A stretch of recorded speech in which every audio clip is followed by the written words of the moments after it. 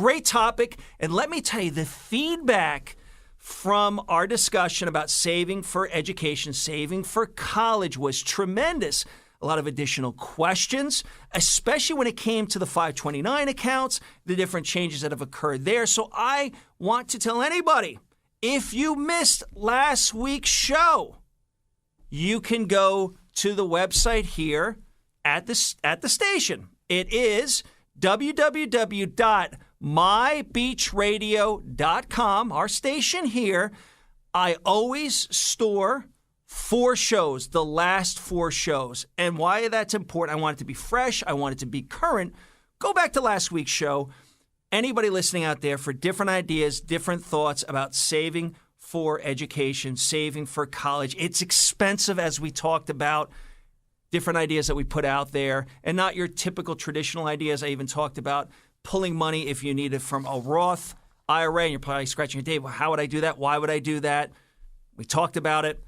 Also, we talked about people that have savings bonds. There may be some options where you can use them toward education by cashing them in, typically a taxable event, but there are some opportunities that you could possibly have a tax savings there if it's used for education. I'm not going to give everything away because I want people to go back and listen to that show. So I really appreciate it. Jack saved the day for last week, and I got to be honest, that was my favorite show. I enjoyed it. It was fun. It was perfect right before Thanksgiving.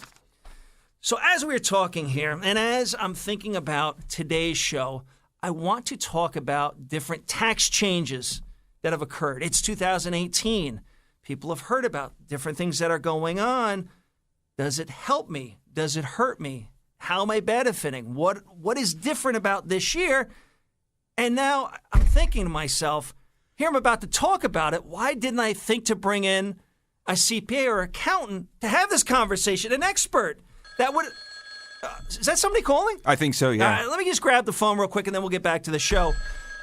Oh, here we go. Hello, this is David Crossan from the Lighter Side of Finance. Ho, ho, ho. Merry tax season. It's Chris Whalen stopping in. What are the odds of that?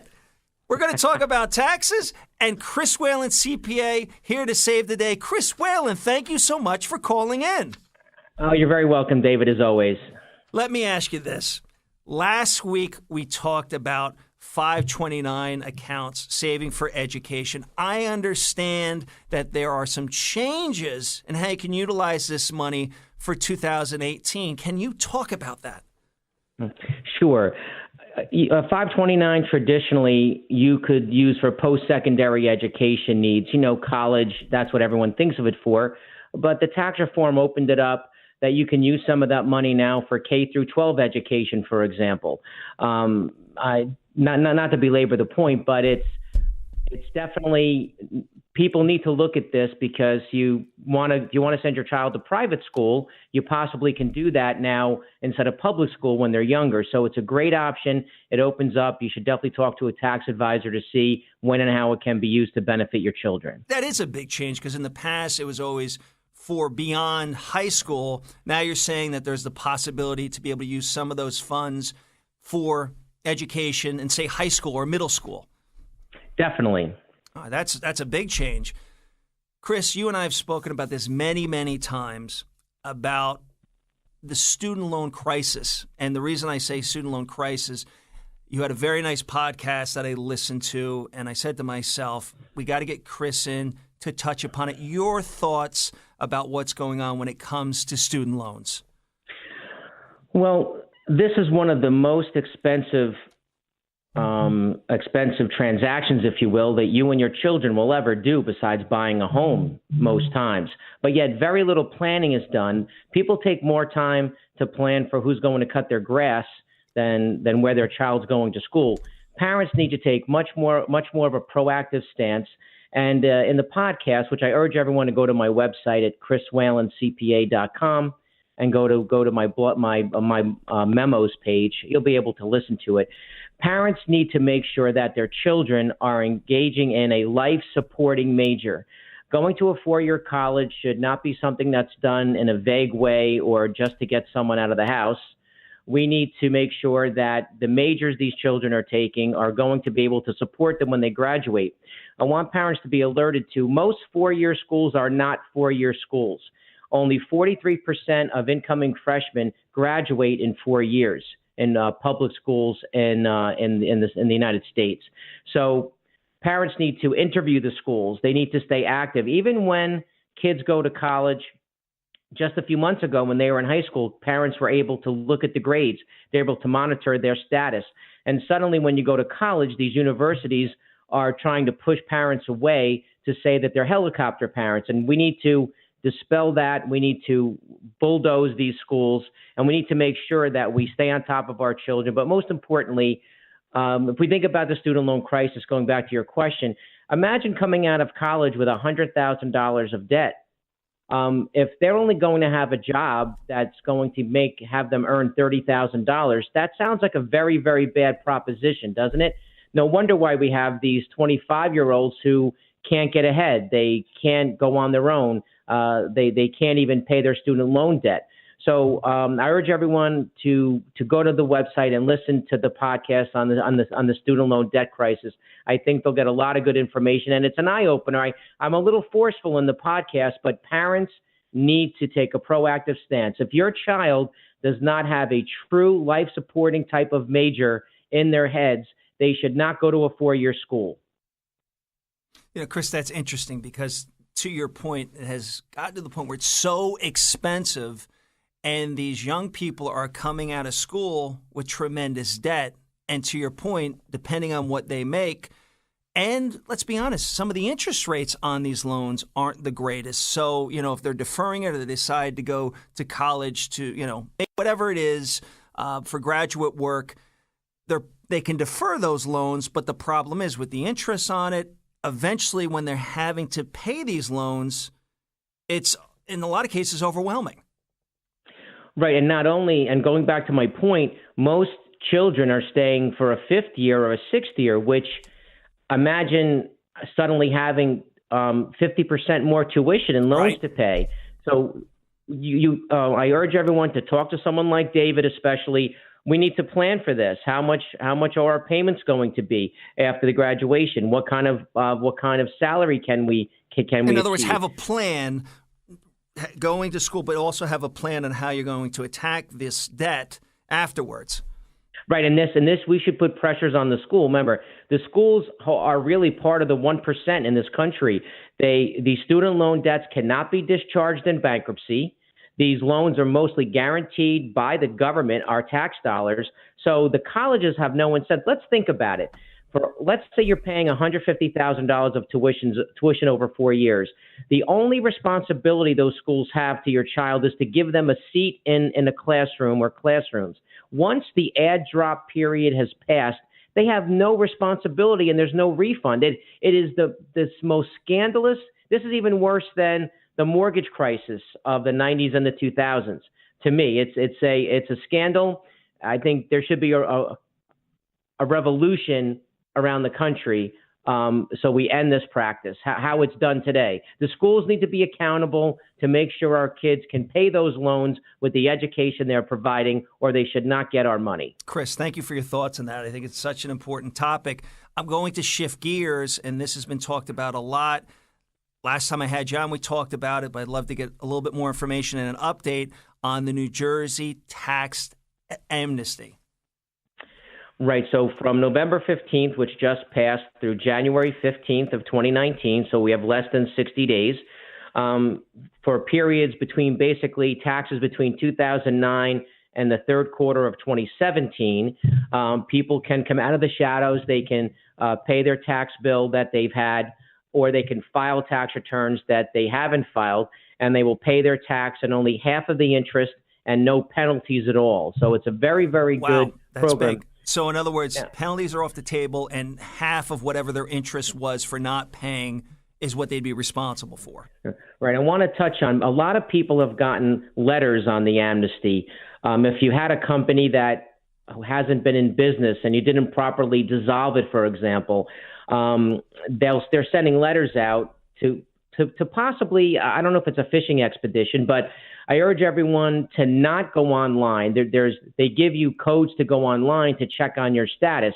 Now, I recommend not to do that. If you don't have any exact amounts of liabilities from notices from New Jersey, I would call me first to talk about it, because even if I have a client call me 2005, there's a company, they didn't technically properly dissolve. There's no tax. There wouldn't be any tax due for that. So I would urge you to not go online unless you know that there are tax liabilities that you now want to pay with the amnesty. Good points. No, it's so important especially for people that haven't filed or they know that they have a certain tax liability or penalties. This is giving people a nice opportunity to get caught up and to get things squared away. And I'm sorry, Chris, you had said the date is up to what point can people file to qualify for this? January 15th, 2019. Okay. All right. Excellent. Chris, one good point. Go ahead. Is that it doesn't include payroll taxes. Okay. So if you're an employer, it includes income taxes, personal and business, but not payroll taxes. Okay. Chris, big thing, big change for people that are renting properties. The new sales tax for renting a property less than 90 days. Can you talk about what's going on, how that's impacting different rentals out there, and how that's going to affect real estate agents that need to position these properties, especially summer rentals? Right. A perfect example is a rental. Let's say we own a home in LBI and we're renting it by the week. If you're renting it yourself, that is now subject to New Jersey sales tax and occupancy tax. So those two taxes are a total about 12% roughly for discussion. So those taxes weren't in play prior? No, and that just went into effect October 1st. Got it. Okay. If you're renting a house for $1,000 a week, that means that your customer now, your tenant, will have to really pay a little over $1,100 for that same. Right, it's not out of your pocket; it's a sales tax that you'll have to remit to the state. And that's for any properties that are being rented for less than a 90-day period. Yes. Okay. No, I thought that was important to bring up. I know we talked about it last time, but it's brand new, and especially in our area where we have a lot of people that own summer homes that they will rent out for, a couple months, a week, whatever, less than that 90 days, that's definitely going to impact the whole transaction or what is responsible for that sales tax. Chris, I want to shift. Go ahead. Go ahead. I'm sorry. No, go ahead. I'm listening. Go ahead. For time here, let's talk about these tax cuts. You and I always talk about the impact that it's having on big businesses. But what about for smaller businesses? Tax cuts that are in place now, especially qualified business income for small businesses. Let's have that conversation. Right, so let's take a real estate agent. We have a lot of them that are listening right now. So within certain limits of income, so a single real estate agent who nets $100,000 after expenses will only pay tax now on $80,000. That's how simple it is, and that's what a great benefit it is. There were some great large corporate tax changes, but this is even a better change for lower income or middle income people and small businesses. So it doesn't apply to self-employment tax you pay, which self-employed people know what that is, but it's that simple. You really need to talk to your tax advisor, because there are some formulas that are instituted here that we need to make sure we get it right. But if you're a small business, there could be a really great windfall. Imagine you could save 20% on your federal taxes just by doing nothing. But it has to be done correctly on your tax return, or it could be rejected upon e-file. Okay, this is important, and I do want to bring up a point when it comes to real estate agents, because of the conversation we just had before, that with real estate agents, an independent real estate agent can't form an S-Corp or an LLC for their business practices. Am I right in saying that? Yes, you are. In the state of New Jersey, real estate commission must be paid to a natural person. It's part of the law, meaning that you have to get a 1099 in your name at the end of the year. And some attorneys and CPAs don't know the law, and they set up these S corps or LLCs, of course, telling people that they're going to save money, which is really not the case. I urge everyone who's been told forming an S corp is definitely a better tax play than an LLC, for example. In general, that's not necessarily true. But yeah, for real estate agents, if you are filing your real estate income, profit and loss, on anything other than a Schedule C with your 1040, then you are filing incorrectly if you're earning real estate commission here in New Jersey. Okay, so if I'm a real estate agent and commissions are paid to me, the option to either file as an S Corp, my own little business, or an LLC, in your opinion, is off the table?